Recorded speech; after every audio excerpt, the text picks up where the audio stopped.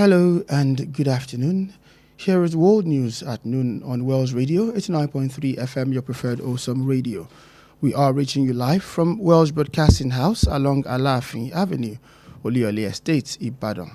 I am Kunle Olowu. First, the headlines.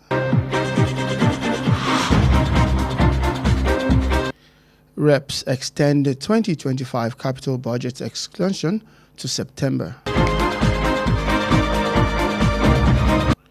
Dangote refinery slashes petrol gentry price by 75 naira per litre. JAMB releases 2026 UTME mop-up exam results.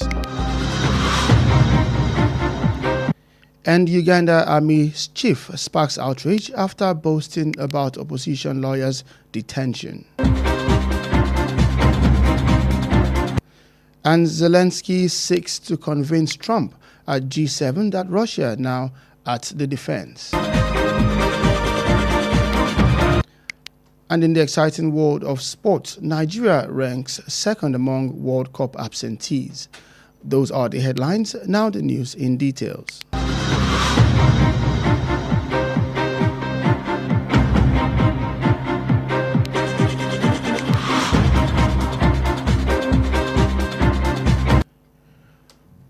On the news this afternoon, the House of Representatives yesterday extended the implementation period for the capital components of the 2025 Appropriation Act by 3 months, shifting the deadline from June 30 to September 30, 2026 to enable the federal government to complete ongoing projects captured in the budget.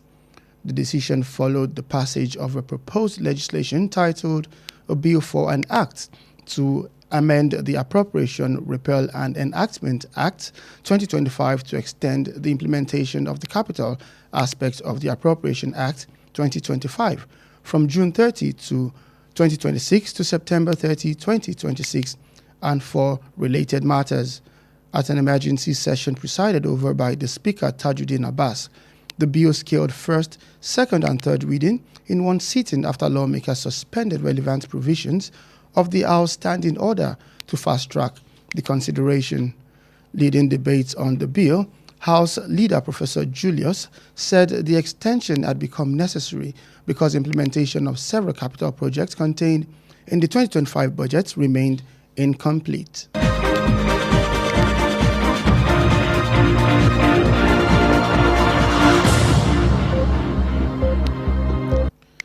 Dangote Petroleum Refinery has reduced the gentry price of premium motor spirit known as petrol by 75 naira per litre. In a circular to marketers on yesterday, the refinery said the adjustment followed the de-escalation of the tension in the Middle East, which had impacted energy prices in the past 3 months.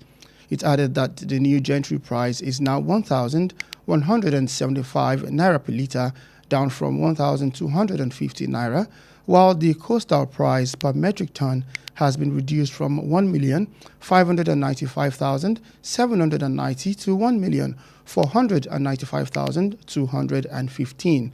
The refinery said the new rates will take effect from 12 a.m. today.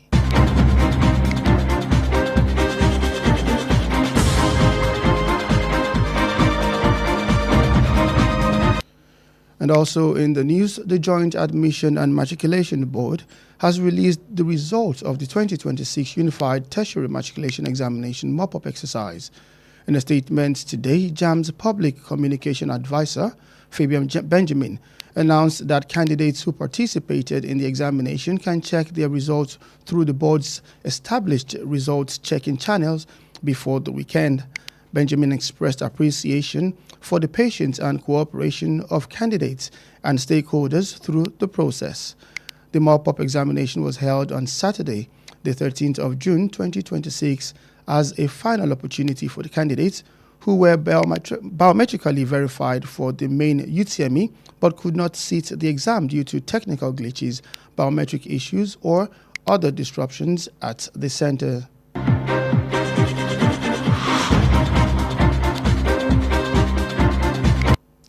This is still the world news on Wells Radio 89.3 FM. Now to the foreign scene. Uganda's power army chief Mozuki has sparked outrage after boasting online about the detention of opposition politician and lawyer Erisa Lukwago.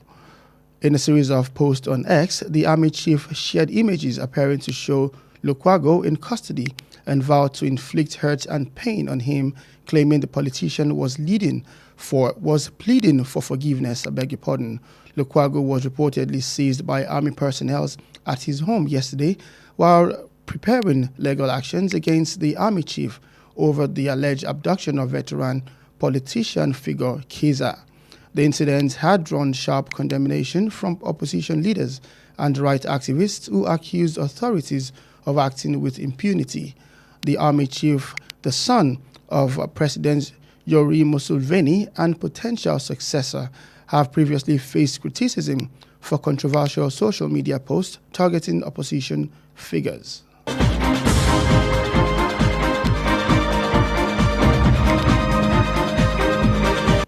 And still on the news, a U.S. Air Force B-52 Stratofortress bomber crashed on takeoff yesterday at Airwood Air Force Base in Southern California, Mojave Desert, bursting into flames and killing all 8 crew members aboard.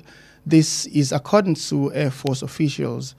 Air Force Colonel James A. said at a press conference that the 8-engined jet-powered aircraft, built to carry a wide array of nuclear and conventional bombs, was on a routine test mission when it crashed on the runway at Airwood just after leaving the ground.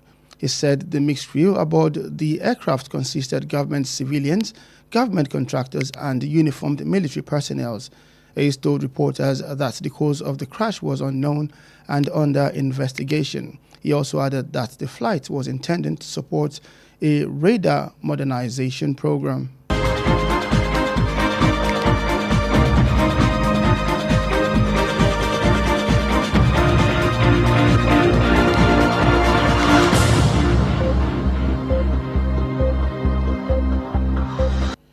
And President Volodymyr Zelensky of Ukraine has arrived at the G7 summit today, hoping to impress upon U.S. leader Donald Trump that Ukraine's fortress is in war against Russia have improved as he pushes for greater international support.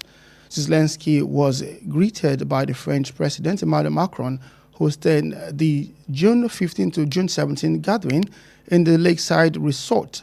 Trump arrived in France yesterday, lifted by concluding a preliminary deal to end the conflict with Iran, with a formal signing targeted for Friday.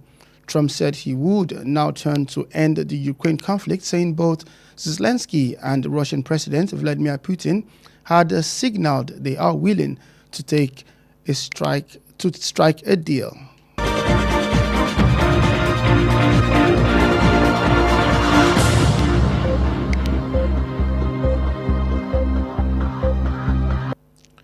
In the exciting world of sports, Nigeria Super Eagles are the second highest ranked team not to participate at the 2026 FIFA World Cup, as they remained 26th in the latest FIFA Men's World Ranking. Only Denmark, ranked 21st globally, sits higher among nations that failed to qualify for the tournament, which is being co-hosted by the United States, Mexico, and Canada. England and Chelsea legend John Terry was among those who voiced his disappointment, describing Nigeria as a significant loss to a tournament that featured 48 nations for the first time. Eric Chele's side finished second in Group C of the CAF World Cup qualifiers, behind South Africa, who secured automatic qualification.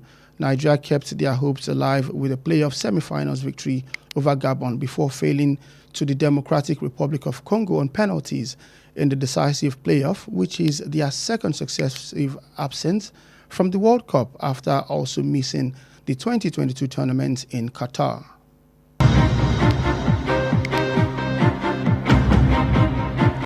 And that's it on the world news at noon. But before we end the news, here are the highlights.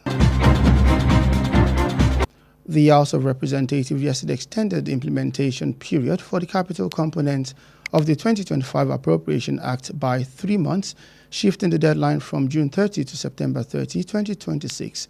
to enable the federal government to complete ongoing projects captured in the budget. And Dangote Petroleum Refinery has reduced the gentry price of premium motor spirit known as petrol by 75 naira per litre. The Joint Admission and Matriculation Board has released the results of the 2026 Unified Tertiary Matriculation Examination mop-up exercise. And in the foreign scene, Uganda's powerful army chief has sparked outrage after boasting online about the detention of opposition politician lawyer. And President Zelensky has arrived at the G7 summit today, hoping to impress upon U.S. leader Donald Trump that Ukraine's fortunes in the war against Russia have improved as it pushes for greater international support. And in sports, Nigeria Super Eagles are the second highest ranked team not to participate at the 2026 FIFA World Cup, as they remained 26th in the latest FIFA Men's World Ranking. The bullet was compiled and edited by Kunle Olowu. Stay tuned with us on all social media platforms at Wells Radio 893. Also like our Facebook page at Wells Radio 893 FM fan page. You can also listen live via our website www.wellsradio893.com. Also call or WhatsApp Wells Radio Newsroom on 091-6893-2000 for any eyewitness account. Up next is IROYIN AGBAYE with Olowu Adegoke. I am Kunle Olowu. Thank you for listening and God bless you.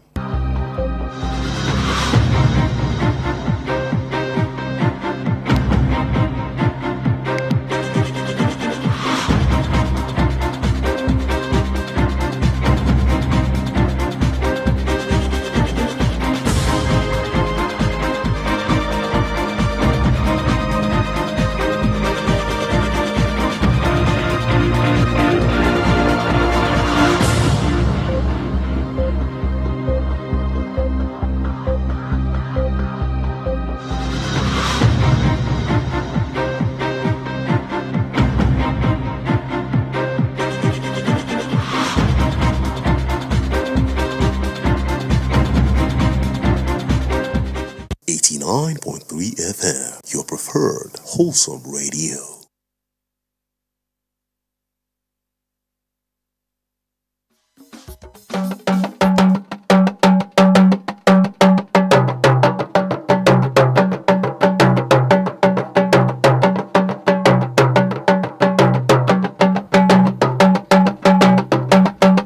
Ẹ káàsán o. Àkójọpọ̀ ìròyìn àgbáyé ló ń dé sí ti gbọ̀nyìn láti ìkànnì kànga gbọ́nmàgbẹ̀ Wells Radio 89.3 FM ti àkàlẹ̀ sí òpópónà Aláàfin Avenue Olúyọ̀lé Estate Ìbàdàn. Oyè Ọlọ́run Adégòkè ni oníròyìn yín. Ṣáájú ẹ̀gbọ́n àwọn kókó tó wà nínú ìròyìn náà.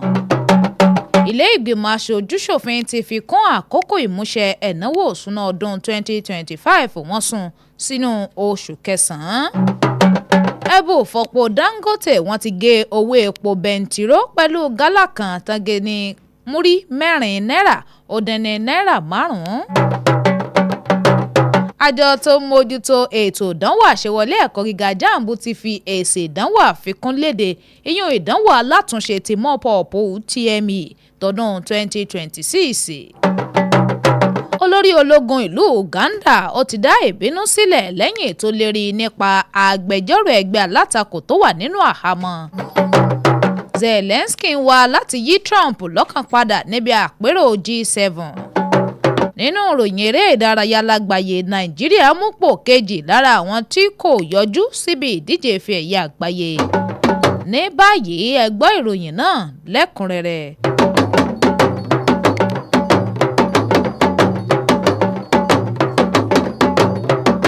Lánàá òde yìí ni ilé ìgbìmọ̀ aṣojú-ṣòfin fi kún àkókò ìmúṣẹ òfin ìṣúná ọdún 2025 pẹ̀lú oṣù mẹ́ta. Wọ́n sún gbèdéke ọjọ́ rẹ̀ láti 30 oṣù kẹfà sí 30 oṣù kẹsàn-án ọdún 2026 láti lè fààyè gba ìjọba àpapọ̀ láti parí àwọn iṣẹ́ àkànṣe tó wà ńlẹ̀ nínú ètò náà.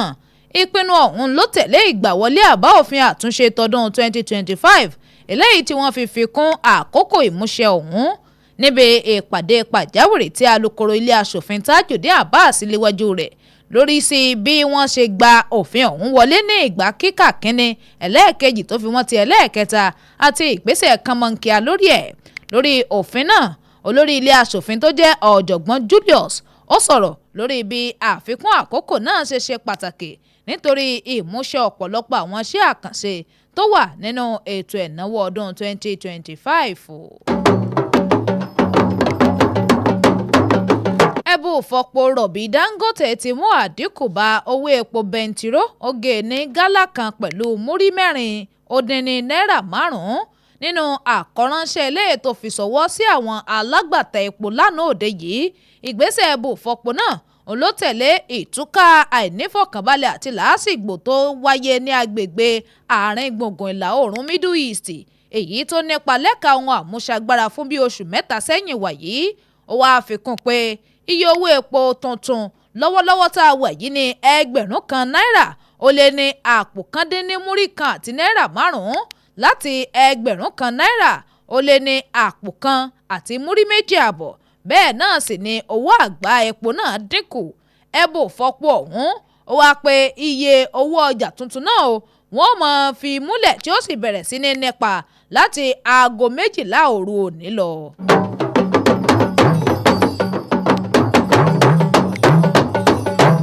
Àjọ tó ń rí sí ètò ìdánwò àṣewọlé ẹ̀kọ́ gíga JAMB wọ́n ti fi èsì àfikún ìdánwò alátúnṣe UTME eléyìí pè ní mop-up tọdún 2026 wọ́n ti fi èsì rẹ̀ síta nínú ọ̀rọ̀ tó jáde lónìí látọ̀dọ̀ agbẹnusọ àjọ JAMB ní ẹni tó ń rí sí àmọ̀ràn nípa ìbánisọ̀rọ̀ ìlú Fabian Benjamin ó kéde pé kí àwọn tó kópa nínú ìdánwò náà kí wọ́n lọ yẹ èsì wọn wò láwọn ojú òpó àjọ ọ̀hún tí wọ́n ń lò láti ṣàyẹ̀wò èsì ìdánwò. Benjamin wá ṣàfihàn ìmọrírì àti ìdúpẹ́ rẹ̀ fún sùúrù àti ìfọwọ́sowọ́pọ̀ àwọn tó ṣe ìdánwò ọ̀hún tó ń ti àwọn èèkàn tọ́rọ̀ kàn lórí ètò náà. Ìdánwò àfikún mop-up ọ̀hún ló wáyé lọ́jọ́ àbámẹ́ta ọjọ́ 13 oṣù kẹfà ọdún 2026 tó jẹ́ àǹfààní ìgbẹ̀yìn fún àwọn tí àjọ ọ̀hún buwọ́lù láti ṣe ìdánwò náà, ṣùgbọ́n nítorí ìdí kan ìṣòro tàbí ìdílọ́wọ́ mìíràn bóyá nípa ẹ̀rọ ni tàbí gbọ̀ngàn ibi wọn ó ti ṣèdánwò náà tí wọn ò láǹfààní láti ṣe ìdánwò náà kó tó wáá dé wípé wọ́n fún wọn láǹfààní àti ṣe ìdánwò alátúnṣe mọ́ọ̀pù ọ̀hún. Olórí àwọn ọmọ ológun ìlú Uganda Mose Kainerugaba ó ti fọ̀rọ̀ dá ìbínú sílẹ̀ lẹ́yìn tó gbéraga lórí afẹ́fẹ́ nípa àtìmọ́lé àwọn olóṣèlú alátakò àti ẹni tó tún jẹ́ agbẹjọ́rò Erias Lukwago nínú àwọn ohun tí wọ́n fi sójú òpó abẹ́yẹfò Twitter àti tẹ́lẹ̀ tó di X wáyé. Kainerugaba ó pín oríṣiríṣi àwòrán eléyìí tó ṣàfihàn Lukwago nínú àhámọ́ àti ìlérí ìpalára tó ń ti ìrora tó fi mọ́ ọ̀rọ̀ lórí pé olóṣèlú náà ti ń tọrọ àforíjì. Lukwago níròyìn gbé pé àwọn ọmọ ológun lọ gbé nílé rẹ̀ lánàá òde yìí nígbà tí ó ń gbáradì fún ìgbésẹ̀ òfin tako Kainerugaba lórí ẹ̀sùn ìjínigbé alátakò kan tí í ṣe Kizza Besigye. Ìṣẹ̀lẹ̀ ọ̀hún ti wá fún oríṣiríṣi ìbò ẹnu àtẹ́lù látọ̀dọ̀ àwọn olórí ẹgbẹ́ alátakò tó fi mọ́ àwọn ajàfẹ́tọ̀ọ́ ẹni tí wọ́n ń fẹ̀sùn kàn án fún pé ó ń hùwà bí ẹni tí kò ní ẹni tó lè bá wí. Kainerugaba tó jẹ́ ọmọkùnrin ààrẹ Yoweri Museveni òun ló ti ń kojú ọ̀pọ̀lọpọ̀ àríwísí tó fi mọ́ ìbò ẹnu àtẹ́lù lórí àwọn ohun tó ń jáde sójú òpó ayélujára wípé ó ń fojú sun àwọn ẹgbẹ́ alátakò.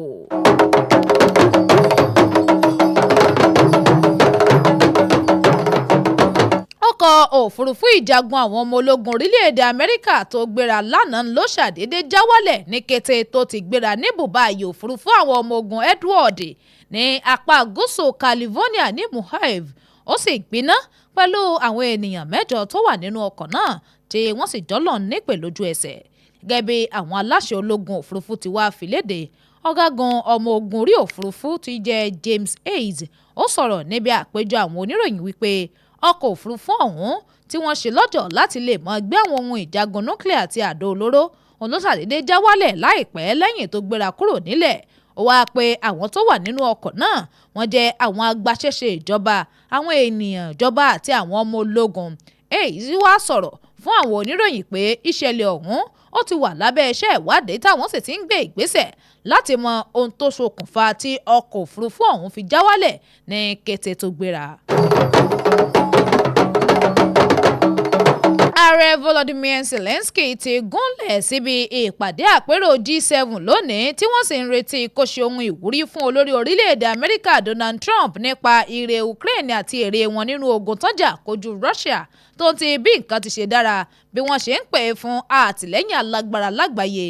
Zelensky tí ààrẹ French Emmanuel Macron tó kí ẹni tó gbàlejò àpéjọ náà ti ọjọ́ karùndínlógún wọ ọjọ́ kẹtàdínlógún ní Evian-les-Bains. Trump ti gúnlẹ̀ sílùú France lánàá pẹ̀lú ìdúnadúrà àti fòpin sí rògbòdìyàn tó bẹ́ẹ̀lẹ̀ láàrin wọn àti Iran tó ń ti àdéhùn tí wọn yóò buwọ́lù tí wọ́n ń fojú sun ọjọ́ Ẹtì Jímọ̀ lórí ẹ̀. Trump wá sọ̀rọ̀ lórí bó ti mú àyípadà bá rògbòdìyàn Ukraine àti ọ̀rọ̀ nípa pé àti Zelensky àti ààrẹ Russia ìyún Putin wọ́n ti ń ṣàmì ìṣetán wọn láti fọwọ́ sí àdéhùn tó yẹ.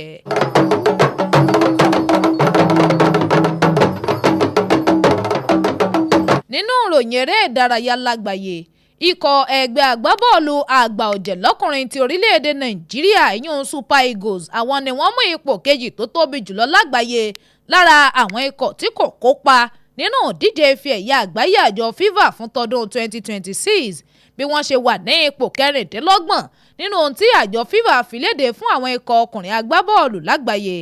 Denmark nìkan ló wà ní ipò kọkànlélógún lágbàáyé tó sì lékè láàrin àwọn orílẹ̀-èdè tó kùnà láti pèrègèdè fún ìdíje ọ̀hún èyí tí orílẹ̀-èdè mẹ́ta jọ ń gbàlejò rẹ̀ láwọn orílẹ̀-èdè tí í ṣe orílẹ̀-èdè Amẹ́ríkà, Mexico àti Canada. Lára àwọn tó wá fọhùn nípa ìtìjú wọn ni John Terry ó ṣàpèjúwe bí àìsí níbẹ̀ Nàìjíríà bó ṣe jẹ́ bí ìpàdánù níbi ìdíje tó ní orílẹ̀-èdè 52 fún ìgbà àkọ́kọ́. Eric Chao igun rẹ̀ wọ́n parí nípò kejì nínú abala sí ti ìdíje olùpèrègèdè fi ẹ̀yẹ káàfù wọ́n wà lẹ́yìn South Africa eléyìí tó pèrègèdè.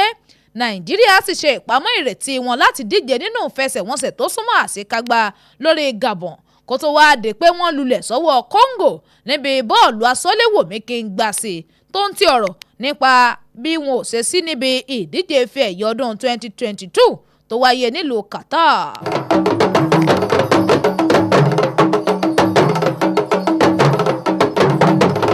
èyí lópin àkójọpọ̀ ìròyìn àgbáyé fún tọ̀sán òní ṣùgbọ́n kí n tó máa lọ ẹ̀gbọ́n àwọn kókó tó wà nínú ìròyìn náà lẹ́ẹ̀kan sí i.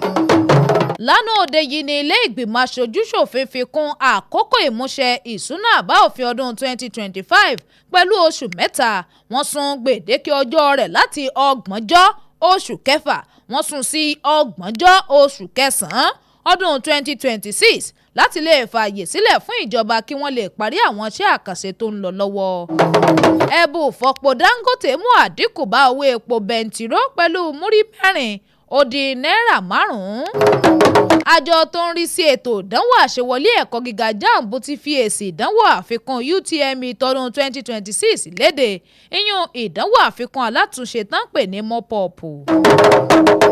olórí ológun Uganda Muhoozi Kainerugaba ó ti dá ìbínú sílẹ̀ lẹ́yìn tó gbéraga lórí afẹ́fẹ́ nípa ìfinisínú àhámọ́ ti olóṣèlú alátakò àti agbẹjọ́rò kan tí í ṣe Aries Lukwago.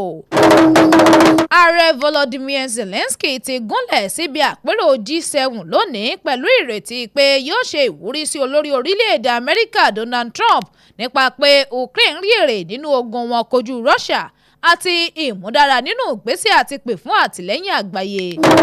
Nínú ìròyìn eré ìdárayá lágbàáyé ikọ̀ ẹgbẹ́ agbábọ́ọ̀lù àgbà ọ̀jẹ̀ lọ́kùnrin ti orílẹ̀-èdè Nàìjíríà yan Super Eagles àwọn ni wọ́n mú pò kejì tó tóbi jùlọ lára àwọn tí kò láǹfààní àti kópa nínú ìdíje ife ẹ̀yẹ àgbáyé àjọ FIFA lórí ìbọn ti wà nípò kẹrìndínlọ́gbọ̀n.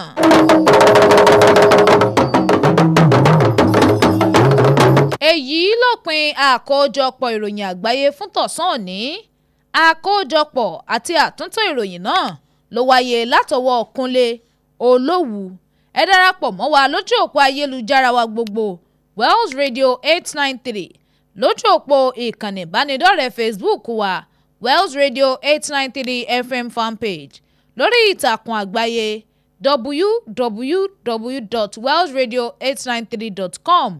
Oyè Ọlọ́run Adegoke ni oníròyìn yín. Ẹ ṣeun tẹ́ ẹ̀ ń gbọ́ wa o. Ọlọ́run yóò bùkún fún yín. Ẹ kú kalẹ̀.